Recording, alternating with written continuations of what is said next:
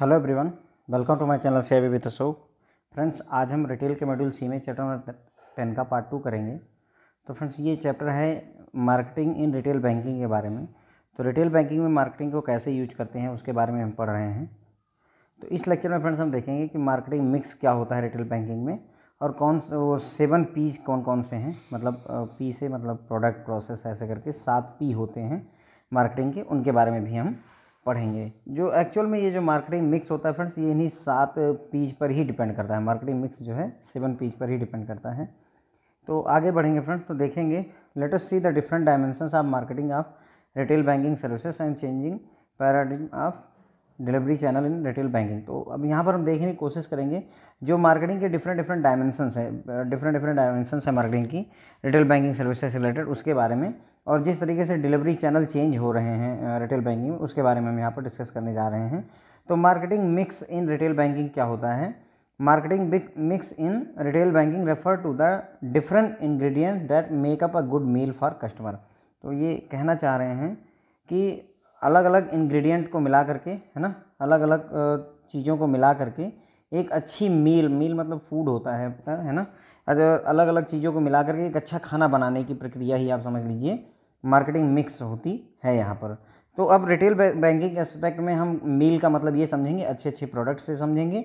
Ingredient का मतलब जो कुछ भी उनको, मतलब एक प्रोडक्ट को बनाने के लिए जो भी चीज़ें लगती हैं उनको इंग्रेडिएंट कहेंगे। जैसे चाय बनाने के लिए इंग्रेडिएंट क्या होता है आपका? चाय की पत्ती होनी चाहिए, चीनी होनी चाहिए, है ना, अदरक वगैरह होनी चाहिए। तो ये आपके इंग्रेडिएंट हो जाते हैं, और जो आपका मील बनता है या फिर जो फूड बनता है वो आपका चाय हो जाती है एक तरीके से। तो मार्केटिंग मिक्स जो है क्या होती है रिटेल बैंकिंग में, वो डिफरेंट इंग्रेडिएंट जो कि मिल करके एक अच्छा मील बनाते हैं कस्टमर के लिए। अब अगर अच्छा मील होगा कस्टमर तो उसे वो ऑब्वियसली पसंद करेगा। For that the service and delivery level should match the expectation of customer. अब अगर आप एक अच्छा मील जो है कस्टमर को देना चाहते हैं, एक अच्छा प्रोडक्ट देना चाहते हैं, तो जो सर्विस और डिलीवरी लेवल है वो एक्सपेक्टेशन को मैच करना चाहिए कस्टमर के। कस्टमर जैसी चाय चाह रहा है, मान लीजिए उस लेवल की ही चाय वो आपकी होनी चाहिए। एक एग्जांपल है यहाँ पर, ठीक है। If the customer like spread, अगर कस्टमर ने आपकी चाय को पसंद किया, then will go on consuming it continuously the feast offered. तो वो क्या करेगा कि अगर वो कस्टमर आपकी चाय को पसंद करेगा तो वो कंटिन्यूसली कंज्यूम करता रहेगा, जो भी फीस्ट मतलब जो भी दावत आप उसे ऑफ़र करेंगे चाय, उसके बाद में जो भी आपने उसको ऑफ़र किया वो उसको एक्सेप्ट करता रहेगा। तो ये इसी चीज़ को बैंकिंग के हिसाब से समझ लीजिए कि मार्केटिंग मिक्स क्या होता है, डिफरेंट इंग्रेडिएंट को मिला करके एक जो है प्रोडक्ट तैयार करना या सर्विस तैयार करना होता है, ठीक है। और वो प्रोडक्ट और सर्विसेज जो है इस लेवल के होने चाहिए कि वो कस्टमर की एक्सपेक्टेशन को मीट करें, मिला मतलब उसकी एक्सपेक्टेशन को मैच कर पाएँ, है ना। और कस्टमर अगर जो है ये जो आपकी जो आपने सर्विस ऑफ़र की है अगर उसको पसंद करता है, स्प्रेड को लाइक द स्प्रेड मतलब जो प्रोडक्ट आपने ऑफ़र किया है उसको अगर वो पसंद करता है तो वो उसे कंटिन्यूसली कंज्यूम करता रहेगा, जो भी फीस्ट आप उसे ऑफ़र करेंगे। मतलब कहने का है कि आपने हाउसिंग लोन उसे ऑफ़र किया, ही विल एक्सेप्ट इट। अगर आपने उसको ओडी ऑफ़र की वो एक्सेप्ट कर लेगा, पर्सनल लोन ऑफ़र किया वो एक्सेप्ट कर लेगा। तो जैसे जैसे आप उसको डिफरेंट चीज़ें ऑफ़र करते जाएंगे, अगर वो उसकी एक्सपेक्टेशन को मैच करेगा तो वो उसे एक्सेप्ट करता रहता है। अब सवाल ये है कि what are the ingredients that make up an apt and good marketing meal for the customer. अब सवाल ये है कि वो कौन से इंग्रेडिएंट हैं जो कि किसी मतलब कस्टमर को एक अच्छा मार्केटिंग मेल प्रेजेंट कर पाएंगे। हमें ये देखना होगा कि वे कौन से इंग्रेडिएंट हैं जो कि कस्टमर को एक अच्छा जो है मार्केटिंग मील के तौर पर प्रेजेंट किए जा सकते हैं। तो उन्हीं के बारे में हम फंडामेंटल इंग्रेडिएंट्स के बारे में डिस्कस करेंगे friends. Effective marketing mix in retail banking which are as follows. यहाँ पर let us discuss the fundamental ingredients of an effective marketing mix. तो कोई मार्केटिंग मिक्स जो है उसका इफेक्टिव जो मार्केटिंग मिक्स होगा उसके जो फंडामेंटल इंग्रेडिएंट्स हैं रिटेल बैंकिंग के वो 7 पी हैं फ्रेंड्स। आपके ये 7 पी यहाँ पर लिखे हुए हैं। तो अब मार्केटिंग मिक्स अगर हम कहना चाहें तो कुल मिलाकर के क्या कह सकते हैं, एक मतलब डिफरेंट इंग्रेडिएंट को मिला करके हम एक प्रोडक्ट ऑफर करने की कोशिश कर रहे हैं मार्केटिंग के जरिए, तो वही आपका मार्केटिंग मिक्स होता है। मतलब कई सारी चीज़ें, मार्केटिंग की कई सारी चीज़ें एक साथ मिलाई जाती हैं, फिर जो बनता है वो मार्केटिंग मिक्स कहलाता है, ठीक है। तो इसमें 7 पी होते हैं आपके मार्केटिंग मिक्स में। ये 7 पी कौन कौन से हैं? Product, price, promotion, place, people, process और फिजिकल एविडेंस, ठीक है। तो ये 7 पीज हमारे ये हो गए। तो अब हम मार्केटिंग मिक्स जब प्रेजेंट करेंगे किसी कस्टमर को तो इन 7 बातों को एक साथ मिक्स करके कस्टमर को एक प्रोडक्ट हम ऑफर करते हैं। यही हो गया आपका मार्केटिंग मिक्स। जब इन सभी इंग्रेडिएंट, ये सारे इंग्रेडिएंट हैं, इन सभी को एक साथ मिक्स किया और जो चाय तैयार की तो वही आपकी मार्केटिंग मिक्स हो गया फ्रेंड्स। तो 7P, अब जो आपसे क्वेश्चन पूछा था फ्रेंड्स वो ये पूछा था कि इनमें से कौन सा 7P में से नहीं है। अब इसमें से कोई एक और रख देंगे, जैसे मान लीजिए प्रमोशन रख दिया फॉर एग्जांपल, है ना, नहीं प्रमोशन तो है इसमें, कोई और एक सोच लीजिए जो इसमें P में ना आता हो। प्रोडक्ट हो गया, प्राइस हो गया, प्रमोशन हो गया, प्लेस हो गया, पीपल हो गया, प्रोसेस हो गया, फिजिकल एविडेंस हो गया। इतने 7 चीज़ों को मिल करके ही हमारा मार्केटिंग मिक्स बनता है। इसमें से फ्रेंड्स हम जो है 4 यहाँ पर पढ़ेंगे इस लेक्चर में, प्रोडक्ट, प्राइस, प्रमोशन और प्लेस के बारे में। बाकी के 3 हम अगले लेक्चर में देखेंगे, ताकि लेक्चर ज़्यादा बड़ा ना हो। और ज़्यादा बड़ा लेक्चर होता तो आपको भी थोड़ी दिक्कत होती है। तो basically above 7P play vital role for the bank in their retail banking strategy. तो ऊपर जो हमने 7P डिस्कस किए फ्रेंड्स यहाँ पर, वही बैंकिंग रिटेल बैंकिंग स्ट्रेटजी में बहुत इंपॉर्टेंट रोल प्ले करते हैं 7Ps। एक बार फिर से देख लीजिए 7Ps कौन कौन से हैं। कोई भी प्रोडक्ट होगा, उसका प्राइस होगा, उसकी प्रमोशन हम करेंगे, किस प्लेस पर हम उस प्रोडक्ट को ऑफर करेंगे, कौन कौन से पीपल को हम ऑफर करेंगे, क्या प्रोसेस हम ऑप्ट करेंगे, और फिजिकल एविडेंस। इतनी सारी चीज़ें मिल करके जो है आपका मार्केटिंग मिक्स बनता है। और ये 7 होते हैं फ्रेंड्स आपके मार्केटिंग के 7P, ये सारे इंपॉर्टेंट रोल अदा करते हैं। Bankers give a lot of importance to these factor while designing and developing the marketing strategy. तो जो बैंकर्स होते हैं जब अपनी मार्केटिंग स्ट्रेटजी डिजाइन या डेवलप करते हैं तो इन फैक्टर्स को, जो 7Ps हैं, इनको बहुत ज़्यादा इंपॉर्टेंस देते हैं, क्योंकि इनके बगैर जो है किसी भी प्रोडक्ट की मार्केटिंग पॉसिबल नहीं होती है। द डिफरेंस, अब डिफरेंस लाइज मतलब कहने का ये है कि चूंकि सभी के सभी बैंकर्स जो है इंपॉर्टेंस देंगे अपने इस 7 फैक्टर्स को, तो डिफरेंस कैसे आएगा, मतलब सभी बैंक ने अपने 7Ps पर फोकस किया हुआ है, तो डिफरेंस कैसे आएगा एक बैंक से दूसरे बैंक में। तो difference lies in how the different dimensions of the above Ps are tweaked and re engineered by retail bankers. तो ये इस बात पर डिपेंड करता है कि जो डिफरेंट डायमेंशंस हैं, ये जो 7Ps हैं हमारे, इनकी जो डिफरेंट डायमेंशंस हैं उसको किस तरीके से हम मतलब तोड़ मरोड़ रहे हैं, ट्वीक कर रहे हैं, मॉडिफाई कर रहे हैं, और कैसे री इंजीनियरिंग कर रहे हैं रिटेल बैंकिंग के लिए उन 7Ps का। मतलब कहने का ये है, जैसे अब प्रमोशन ही को ले लीजिए या प्राइस को ले लीजिए फॉर एग्जांपल। अब प्राइस तो सभी बैंक प्राइस पर फोकस किए रहे हैं।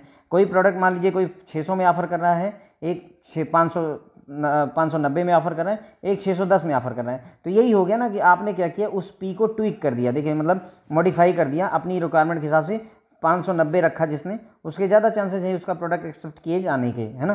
तो कहने का मतलब ये है कि सभी P पर फोकस तो किए पड़े हैं सारे बैंक, लेकिन कौन किस तरह से उसको मॉडिफाई करके और री इंजीनियर करके प्रेजेंट करता है, उसी से ही डिफरेंस आता है अलग अलग बैंकों में।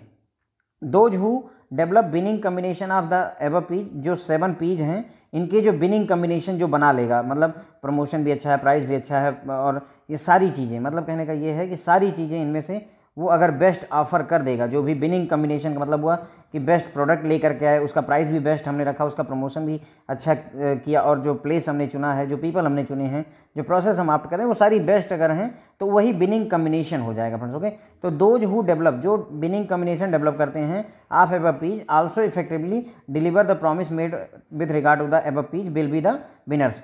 तो जो मतलब कहने का ये है कि जो विनिंग कम्बिनेशन चूज करते हैं, डेवलप करते हैं, और साथ ही साथ में जो प्रॉमिस करते हैं मार्केटिंग में, वही चीज़ डिलीवर करते हैं, इफेक्टिवली डिलीवर कर देते हैं अबव Ps के रिगार्ड में जो उन्होंने कहा। जैसे उन्होंने प्राइस कहा कि हम 590 में रखेंगे, तो 590 में ही डिलीवर किया। ऐसा ना हो कि जब आप प्रोडक्ट ऑफर करने पहुंचे तो पता चल रहा है कि सर 10 रुपये और बढ़ गया है दाम, क्योंकि हमें मैन्युफैक्चरिंग कॉस्ट ज़्यादा लगी है। तो ऐसा ना हो। तो जो एक तो पहली बात, ये विनिंग कम्बिनेशन आपको चूज करना होता है, और जो भी आप प्रॉमिस करते हैं बैंक मतलब मार्केटिंग में, उसी को इफेक्टिवली डिलीवर करना होता है इन Ps को।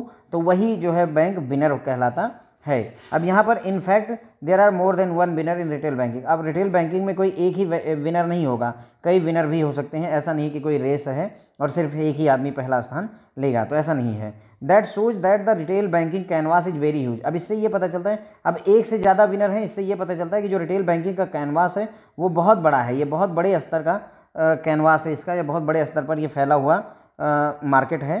Retail banking canvas is very huge, बहुत बड़ा है। And there is a place for everybody to play their game, और हर आदमी के लिए वहाँ पर जगह है अपना गेम खेलने के लिए और अपने कस्टमर को जीतने के लिए। तो हर कोई अपना ट्राई कर सकता है इस गेम में जीतने के लिए। Let us now discuss different elements of the marketing mix. तो अब हम मार्केटिंग मिक्स के जो डिफरेंट एलिमेंट्स 7Ps हैं फ्रेंड्स, उनके बारे में यहाँ पर हमें डिस्कस करना है। उसके पहले एक बार यहाँ से फिर से देख लेते हैं। तो हमने ये बात देख ली फ्रेंड्स। देखिए यहाँ पर जो मैं एम्फेसाइज कर रहा हूँ, जोर दे रहा हूँ, वो 7Ps के नाम पर हैं कम से कम आपको नाम जरूर याद रहने चाहिए, क्योंकि कन्फ्यूजन यही क्रिएट होती है कि which of the following is not a 7P, या इनमें से कौन से 7Ps हैं, 7Ps में से हैं, 4 दे देंगे आपको चूज करना होगा इनमें 4 कौन है, एक ऐसा P रख देंगे जो आपका इसमें से नहीं होगा। तो 7Ps मार्केटिंग मिक्स है product, price, promotion, place, people, process, physical evidence. और जब इन्हीं इंग्रेडिएंट्स को मिला करके हम एक जो है प्रोडक्ट ऑफर करते हैं तो इस जो प्रोडक्ट बनता है वो एक मार्केटिंग मिक्स का नतीजा होता है। क्या होता है फ्रेंड्स? Marketing mix. यहाँ पर मार्केटिंग को मिक्स कर दिया गया, इतनी 7 इंग्रेडिएंट्स को मिला करके हमने मार्केटिंग मिक्स तैयार कर दी होती है। ये 7P जो है बहुत इंपॉर्टेंट रोल प्ले करते हैं रिटेल बैंकिंग की स्ट्रेटजी में, ठीक है। उसके बाद में जितने भी बैंक होते हैं, बैंकर होते हैं, वो इन सभी फैक्टर्स को, जो 7Ps हैं, इन सभी को इंपॉर्टेंस देते हैं जब भी अपनी जो है मार्केटिंग स्ट्रेटजी डिजाइन करते हैं, डेवलप करते हैं उस समय। अब डिफरेंस कैसे आता है एक बैंक से दूसरे बैंक में? डिपेंड करता है कि उस P को आपने कैसे ट्विक किया है और कैसे री इंजीनियरिंग करी हुई है रिटेल बैंकर के द्वारा, उसी पे किस तरीके से, मतलब कहने का P को किस तरीके से मॉडिफाई किया गया है, किस तरीके से री इंजीनियरिंग की गई है, उसी के आधार पर ही डिफरेंस बनता है एक दूसरे बैंक के बीच में जो 7Ps होते हैं। कहने मतलब सभी बैंक मार्केटिंग मिक्स को ट्राई करते हैं, लेकिन किसका बेस्ट है? जिसका बेस्ट होगा वो विनिंग कम्बिनेशन चूज करेगा। Those who develop winning combination, तो जो 7Ps हैं उनके विनिंग कम्बिनेशन आपको चूज करने होंगे, ठीक है, डेवलप करने होंगे। और जो प्रॉमिस आपने किया है मार्केटिंग मिक्स के तहत उसे इफेक्टिवली डिलीवर भी करना होगा, जो with regard to above Ps, इन Ps के तहत। तो वही विनर होता है, वही बैंक विनर होता है। और रिटेल बैंकिंग में एक से ज़्यादा विनर भी हो सकते हैं। और इस बात से ये पता चलता है कि रिटेल बैंकिंग का जो कैनवास है, रिटेल बैंकिंग का जो दायरा है, एरिया है, वो बहुत बड़ा है और हर किसी के लिए यहाँ पर जगह है। वो हर कोई यहाँ पर आकर के अपना गेम खेल सकता है, मतलब कस्टमर को अट्रैक्ट कर सकता है, मार्केटिंग कर सकता है अपने प्रोडक्ट की और अपने कस्टमर को जीत सकता है, विन कर सकता है, ज़्यादा से ज़्यादा कस्टमर को अपने पास जोड़ सकता है। क्योंकि रिटेल बैंकिंग जो है बेसिकली किस पर जो है ड्राइव की जाती है? कस्टमर पर। जितने ज़्यादा कस्टमर, रिटेल बैंकिंग उतनी ही ज़्यादा स्ट्रांग कहलाती है। तो अब हम मार्केटिंग मिक्स के 7 जो इंग्रेडिएंट्स हैं फ्रेंड्स, उसमें से पहला प्रोडक्ट पिक करेंगे। तो प्रोडक्ट क्या होता है? A bank product can be defined as anything that has the capacity to provide satisfaction, use and return desired by customer.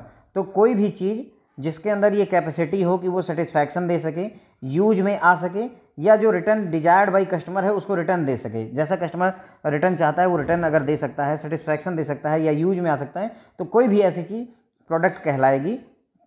जो किसी भी चीज़ को हम प्रोडक्ट कब कहेंगे? एनीथिंग दैट हैज कैपेसिटी, जिसमें क्षमता है कि वो कस्टमर को सेटिस्फैक्शन दे सके, उसके काम में आ सके, यूज में आ सके, और जो कस्टमर की डिजायर्ड है, रिटर्न चाहता, जितना जो रिटर्न चाहता है वो उसके डिजायर को अगर फुलफिल कर सकता है तो उसे हम प्रोडक्ट कह सकते हैं। रिटेल बैंकिंग के बहुत सारे प्रोडक्ट हैं, जैसे डिपॉजिट के प्रोडक्ट, आपके करंट अकाउंट, सेविंग अकाउंट, है ना, रिकरिंग डिपॉजिट, फिक्स डिपॉजिट, ये सारे आपके फ्रेंड्स जो है रिटेल बैंकिंग के डिपॉजिट के प्रोडक्ट हो जाते हैं। एसेट्स में जितने भी लोन आप ऑफर करते हो, हाउसिंग लोन, कार लोन, आपका कार लोन या व्हीकल लोन कह लीजिए, और उसके बाद में आपका पर्सनल लोन हो गया, ओवरड्राफ्ट हो गया, है ना, मॉर्गेज लोन हो गया, हाइपोथेकेशन हो गया, कोई भी चीज़ जो है इसमें से जो ये डिफरेंट एसेट वाले लोन हो गए, एंड अदर सर्विस प्रोडक्ट। इसके अलावा ATM, debit card, credit card, POS machine, है ना, ये सारे भी इंटरनेट बैंकिंग, मोबाइल बैंकिंग, ये सारे प्रोडक्ट जो हैं ऑफर किए जाते हैं। तो अगर हम प्रोडक्ट की बात करें, यहाँ पर प्रोडक्ट को देखें, मार्केटिंग मिक्स में जो प्रोडक्ट होता है वो क्या चीज़ होती है? कोई भी चीज़ जो हम ऑफर कर रहे हैं, कोई भी प्रोडक्ट या सर्विस जो कि हम अपने कस्टमर को ऑफर कर रहे हैं। जैसे डिपॉजिट के प्रोडक्ट में करंट अकाउंट, सेविंग अकाउंट और फिक्स डिपॉजिट, रिकरिंग डिपॉजिट वगैरह हो गया। एसेट में जितने भी टाइप के लोन हो सकते हैं आपके, केवल रिटेल वाले की बात कर रहे हैं यहाँ पर। और अदर सर्विसेज में आपका ATM, debit card, credit card, mobile banking, internet banking, इन सभी सर्विसेज को हम ऑफर करते हैं। तो ये सभी प्रोडक्ट हैं अपने आप में, ये सभी प्रोडक्ट हैं, रिटेल बैंकिंग के प्रोडक्ट हैं। और बाय डेफिनेशन अगर हम जाएं तो प्रोडक्ट किसे कहेंगे? वो कोई भी चीज़ जिसमें ये कैपेसिटी हो कि वो कस्टमर की जो रिटर्न इच्छा मतलब जितना वो रिटर्न चाहता है वो रिटर्न उसे प्रोवाइड कर सके, उसके यूज में आ सके, या उसको सेटिस्फैक्शन प्रोवाइड कर सके। तो एनीथिंग उसे हम बैंक प्रोडक्ट कह सकते हैं, ठीक है। तो जैसे रिटर्न डिजायर का मतलब होता है, मान लीजिए कोई 6% रिटर्न अगर चाहता है अपनी FD पर, तो वो रिटर्न उसको मिलना चाहिए। यूज में आ सकता है, करंट अकाउंट वगैरह खोल लिया उसने और उसमें पैसे डाल रहा है, निकाल रहा है, उसके यूज में आ रहा है, सेटिस्फैक्शन होना चाहिए। जो भी आप बैंक प्रोडक्ट ऑफर कर रहे हैं उसमें उसको सेटिस्फैक्शन होना चाहिए। तो इस तरीके की चीज़ को हम एनीथिंग, ऐसी किसी भी चीज़ को हम प्रोडक्ट कह सकते हैं। दूसरा यहाँ पर आता है टॉपिक फ्रेंड्स, प्राइस। तो प्राइस क्या होता है? किसी भी चीज़ का हम प्राइस डिसाइड करते हैं ना, तो प्राइस क्या होता है यहाँ पर, the price in marketing mix refer to the resultant transaction cost to be borne by banker or the customer depending upon the product offer or availed. ठीक है, तो मार्केटिंग मिक्स में प्राइस जो है किसे रेफर करते हैं, रिजल्टेंट ट्रांजैक्शन कास्ट, जो कि या तो बैंकर बियर करेगा या कस्टमर बियर करेगा depending upon product offered and avail. जो प्रोडक्ट ऑफर किया गया है या अवेल किया गया है उसके आधार पर जो ट्रांजैक्शन की कास्ट होती है उसे ही फ्रेंड्स यहाँ पर प्राइस कह देते हैं। जैसे एग्जांपल के लिए लोन अगर हम देते हैं तो बदले में कस्टमर हमको 6% इंटरेस्ट देता है। अगर बैंक और अगर कोई कस्टमर हमारे पास एफडी करवाता है तो हम उसको 6% 4% जो भी रेट ऑफ इंटरेस्ट होता है उसको देते हैं। तो ये जो कास्ट हम बियर कर रहे हैं या कस्टमर बियर कर रहा है डिपेंडिंग अपॉन प्रोडक्ट, वही आपका प्राइस होता है। क्लियर हो गया होगा आई होप। तो प्राइस जो है मार्केटिंग मिक्स में किसे रेफर करते हैं, ट्रांजैक्शन कास्ट को रेफर करते हैं, जो कि बैंकर बियर करेगा उस कास्ट को या कस्टमर बियर करता है। कौन सा प्रोडक्ट ऑफर किया गया इसके ऊपर डिपेंड करती है ये बात। In case of deposit product, अगर कोई डिपॉजिट प्रोडक्ट है, एफडी वगैरह है, तो price refer to the interest rate offered by banker to the customer. तो अगर कोई फिक्स डिपॉजिट वगैरह है, सेविंग अकाउंट वगैरह है, इसमें जो इंटरेस्ट रेट होता है 6% 4% जो भी हम कस्टमर को ऑफर करते हैं तो वही प्राइस होता है। प्राइस क्या रेफर करता है, interest rate. Price refers to interest rate. Price किसे रेफर करता है, इंटरेस्ट रेट को, जो कि offered by the banker to the customer, जो कि बैंकर ऑफर करता है कस्टमर को। क्योंकि यहाँ पर डिपॉजिट है तो हम पैसा देंगे कस्टमर को या हम इंटरेस्ट देंगे कस्टमर को, तो वही प्राइस हो जाएगा। और एसेट प्रोडक्ट के केस में, एसेट का मतलब लोन होता है फ्रेंड्स आपका, बैंक के प्रोस्पेक्टिव से लोन हो गया। एसेट प्रोडक्ट के केस में प्राइस किसे रेफर करेगा, वो इंटरेस्ट रेट जो कस्टमर हमें पे करेगा, है ना।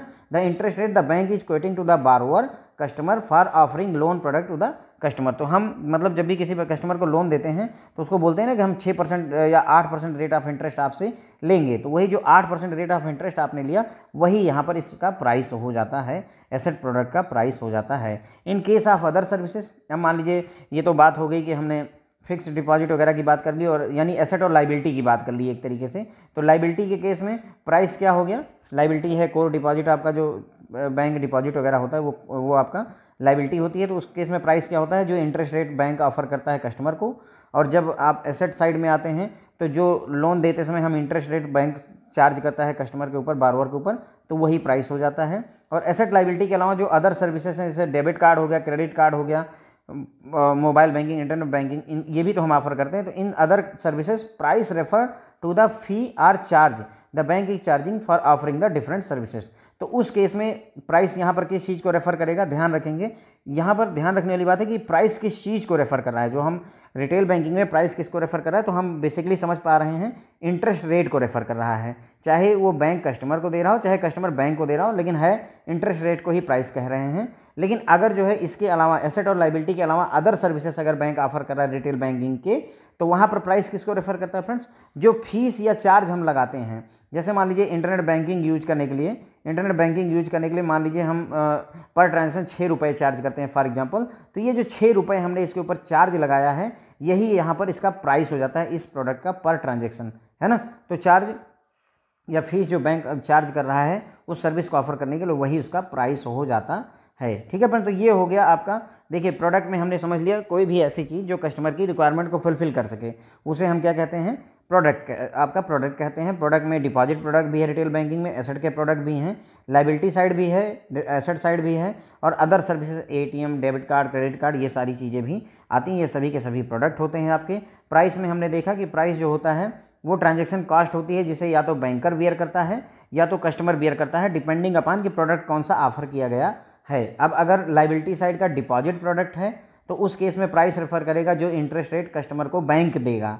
और अगर जो है एसेट साइड का प्रोडक्ट है तो प्राइस उस इंटरेस्ट रेट को कहते हैं जो बारोवर बैंक को देता है। ठीक है, और इसके अलावा अगर एसेट लाइबिलिटी के अलावा अदर सर्विसेज ऑफर करते हैं तो उस केस में फ़ी या चार्ज जो बैंक चार्ज करता है उस कस्टमर को उस सर्विस को ऑफर करने के लिए, वही उसका प्राइस हो जाता है। ठीक है फ्रेंड्स, उसके बाद में हम बात करेंगे प्रमोशन की। तो प्रमोशन, अब आपने प्रोडक्ट लॉन्च कर दिया, आपने प्राइस उसका डिसाइड कर लिया कैसे प्राइसिंग करनी है, अब आप प्रमोशन में भी लगे हुए हैं। तो promotion refers to the effort of the bank to reach the customer. तो प्रमोशन का बेसिक जो एजेंडा होता है वो होता है कि ज़्यादा से ज़्यादा कस्टमरों तक पहुंचने की कोशिश की जाती है। तो promotion refers to the effort of the bank to reach the customer. तो यहाँ पर प्रमोशन में हम क्या करते हैं, बैंक जो है ट्राई करता है कस्टमर तक पहुँचने के लिए, प्रमोशन का फॉलोअप करता है, प्रमोशन की कोशिश करता है। ठीक है। The promotion of product will be based on multi prong approach by developing various promotional strategies. तो जो प्रमोशन, किसी भी प्रोडक्ट का अगर प्रमोशन करना है बैंक को, तो वो बेस्ड होगा मल्टी प्रॉन्ग्ड या मल्टी डायमेंशनल अप्रोच यूज की जाएगी। मतलब कहने का कि हम एक ही तरफ नहीं जाएंगे, हर डायरेक्शन में हर तरीके के कस्टमर के पास अप्रोच करने की कोशिश करेंगे अपने प्रोडक्ट को प्रमोट करने के लिए बाय डेवलपिंग। और इसके लिए क्या करेंगे, वेरियस प्रमोशनल स्ट्रेटजी हम डेवलप करते हैं कि हम टीवी के थ्रू एडवर्टीजमेंट करेंगे, हम जो है अपने बैनर भी लगाएंगे, ठीक है, जो ब्रांच वगैरह का स्पेस है वहाँ पर भी पोस्टर चिपकाएंगे, या फिर SMS भेजेंगे, फेसबुक वगैरह का यूज करेंगे, व्हाट्सएप का यूज करेंगे। जो भी तरीके हैं, डिफरेंट प्रमोशनल स्ट्रेटजी बनाई जाती है बैंक के द्वारा, और मल्टी डायमेंशनल जो है मतलब प्रमोशन करने की कोशिश की जाती है यहाँ पर। This include personal promotional measure and other promotional measure. इसमें पर्सनल प्रमोशन भी किए जाते हैं और अदर टाइप के प्रमोशन भी किए जाते हैं। पर्सनल प्रमोशन में आप कस्टमर से पर्सनली जो है जा करके चाहे मिलिए, चाहे उसको व्हाट्सएप करिए, कॉल करिए, एक 1 by 1 इंटरेक्शन से प्रचार करने की या प्रमोशन करने की कोशिश करते हैं। But the ultimate objective of these promotional measure is only to win the customer. हमारा जो उद्देश्य है यहाँ पर प्रमोशन करने का, वो क्या होता है, कस्टमर को जीतना। मतलब कहने का कस्टमर को उस प्रोडक्ट को ऑफर करना और वो कस्टमर उस ऑफर को एक्सेप्ट कर ले, हमारी बस कोशिश यही होती है। And make him to avail the bank's product and services. और उसे कोशिश यही करनी है कि कस्टमर को हम जीत लें और उससे जो भी बैंक का प्रोडक्ट या सर्विस है उसको ऑफर कर दें, अवेल करवा दें, है ना। जैसे हाउसिंग लोन है, अब कोई कस्टमर अगर अच्छा क्लाइंट होता है जिसके पास में मान लीजिए 1-2 करोड़ रुपए हैं ऑलरेडी, उसके पास मान लीजिए उसकी FD चल रही है, तो हम क्या करते हैं, अपना एक हाउसिंग लोन उसे ऑफर करते हैं कि सर अगर आप हमारे यहाँ हाउसिंग लोन लेते हैं और इस FD को जो है आप इसमें हमारे पास गिरवी रखते हैं, अपना घर बनवा लेते हैं, तो इस तरीके से हम क्या करने की कोशिश कर रहे हैं, एक अपना प्रमोशन करने की कोशिश कर रहे हैं, पर्सनल प्रमोशन ही हो रहा है। और अगर कस्टमर को, सामने वाले को पसंद आता है तो वो हाउसिंग लोन ले लेता है।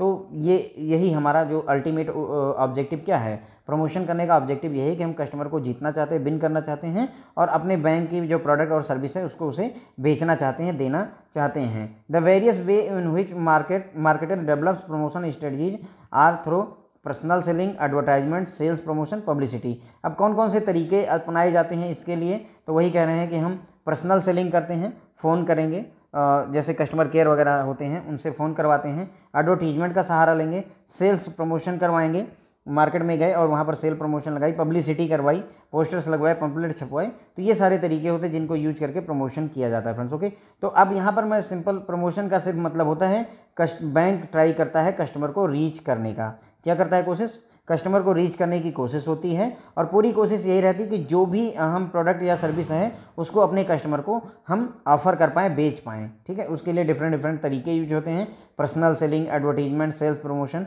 पब्लिसिटी, ये सारे तरीके हैं जिनको हम यूज करके अपना प्रमोशन कर सकते हैं। अब जो 7 P's थे फ्रेंड्स, उसमें चौथा है प्लेस के बारे में हम पढ़ेंगे। लेकिन 7 P's में देखिए पहला क्या था, एक बार याद कर लीजिए। पहला नहीं, प्लेस नहीं है, सॉरी, पहला था हमारा प्रोडक्ट, कि कौन सा प्रोडक्ट हम ऑफ़र करना चाह रहे हैं। उसमें हमने देखा सेविंग अकाउंट है, लोन अकाउंट है, ठीक है। उसके बाद हमने देखा प्राइस होता है। प्राइस में क्या होता है फ्रेंड्स, आपका जो रेट ऑफ इंटरेस्ट होता है, जो हम रेट ऑफ इंटरेस्ट ऑफर करते हैं वही जो है आपका प्राइस हो जाता है। और अगर अदर सर्विसेज है तो जो फ़ी या फिर जो है जो हम चार्ज लगाते हैं वो आपका प्राइस हो जाता है। फिर तीसरा हमने देखा प्रमोशन में हम क्या करते हैं, कस्टमर को रीच करने की कोशिश करते हैं, different tactics, different agenda use करके हम कस्टमर तक पहुंचने की कोशिश करते हैं। और चौथा P है आपका फ्रेंड्स प्लेस।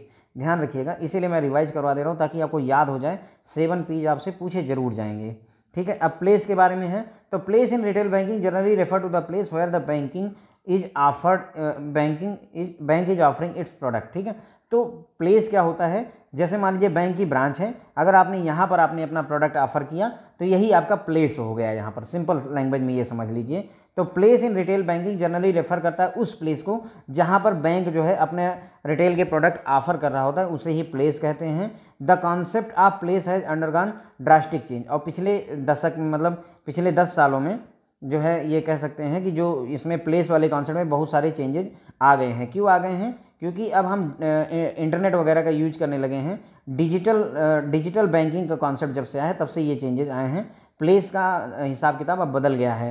पहले earlier place was very much limited to the place of bankers, यानी the location of branch where the services was या वर डिलीवर्ड। तो पहले क्या था, प्लेस का मतलब होता था प्लेस का मतलब केवल हम इतना समझते थे कि केवल ब्रांच की लोकेशन, जहाँ पर ब्रांच है वहीं पर वही प्लेस है जहाँ पर हम बैंकिंग सर्विसेज ऑफर करेंगे अपने कस्टमर को। लेकिन टेक्नोलॉजी ने चेंज कर दिया है, बट टेक्नोलॉजी है चेंज द कॉन्सेप्ट, और अब टेक्नोलॉजी इस कॉन्सेप्ट को चेंज कर दिया है। बैंक है shifted from brick and mortar. अब मतलब जो कंक्रीट के जो ये दीवार वाले जो घर मतलब हमारी ब्रांचें होती थी, उससे हट करके बैंकिंग जो है अब ई फॉर्मेट में चली जा चुकी है, इलेक्ट्रॉनिक फॉर्मेट में जा चुकी है। Has reach the customer in his place through internet banking and mobile banking. अब क्या हो रहा है, इंटरनेट बैंकिंग और मोबाइल बैंकिंग के थ्रू सभी कस्टमर के घरों में हमारी बैंकिंग पहुंच रही है। तो प्लेस का कॉन्सेप्ट ये हो गया फ्रेंड्स। ओके, तो प्लेस अब बहुत अच्छे से क्लियर रहेगा हमको कि प्लेस का क्या मतलब फ्रेंड्स, ब्रांच। पहले क्या होता था, हम ब्रांच में ही कस्टमर को सर्विस देते थे, वही प्लेस होता था। लेकिन अब हम